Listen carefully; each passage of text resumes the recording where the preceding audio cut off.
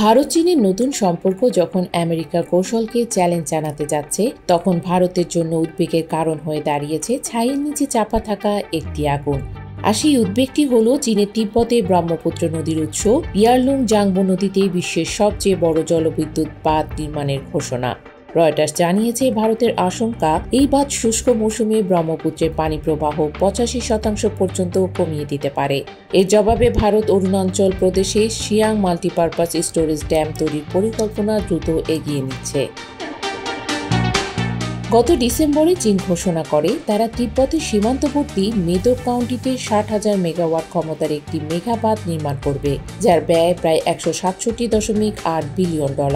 এই বাঁধ যা থ্রি গর্জেস বাঁধের 3 গুণ শক্তিশালী হবে। ভারতীয় সরকারের একটি বিশ্লেষণে বলা হয়েছে, এই বাঁধ শুষ্ক মৌসুমে ব্রহ্মপুত্রের পানি প্রবাহ 40 বিলিয়ন ঘনমিটার পর্যন্ত কমিয়ে দিতে পারে, যা সীমান্তে প্রাপ্ত বার্ষিক পানির 1/3-এরও বেশি। এটি আসামের গুয়াহাটির মতো শহরগুলোতে পানি নির্ভর শিল্প এবং কৃষির জন্য 25% পানি সরবরাহ হ্রাসের ঝুঁকি তৈরি করতে পারে। এই হুমকি জবাবে ভারত অরুণাচল প্রদেশে 11.2 গিগাওয়াটের ওপর সিয়াং মাল্টিপারপাস প্রকল্প দ্রুত এগিয়ে নিচ্ছে, যা দেশের সবচেয়ে বড় বাঁধ হবে।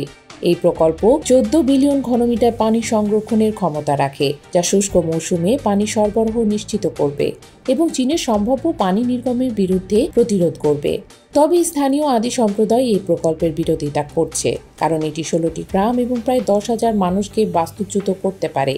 গত মে মাসে পারং গ্রামে জরিপ সরঞ্জাম সরানোর সময় স্থানীয়রা পুলিশের তাঁবু লুট করে এবং একটি সেতু ধ্বংস করে।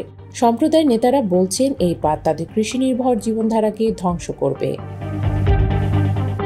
এদিকে ভারতের বাঁধ নির্মাণে 1 দশক সময় লাগতে পারে, কিন্তু এর আগে হয়ে যাবে চীনের বাঁধ, যা 2030-এর দশকের শুরুতে বিদ্যুৎ উৎপাদন শুরু করবে। এই বিলম্ব ভারতের অস্থায়ী বাঁধগুলোকে বর্ষাকালে চীনের সম্ভাব্য পানি নির্গমনের ঝুঁকিতে ফেলতে পারে। অরুণাচলের আদি সম্প্রদায়ের একজন সদস্য ওডনি পালো পাবিন বলেন, আমাদের জমিতে উৎপন্ন ফসল সন্তানদের শিক্ষা ও জীবিকা নির্বাহ করে।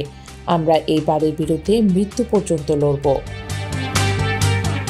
চীন এবং ভারতের মধ্যে কোনো আন্তর্জাতিক জল ভাগাভাগি চুক্তি নেই, যা এই উদ্বেগকে আরও জটিল করে তুলেছে।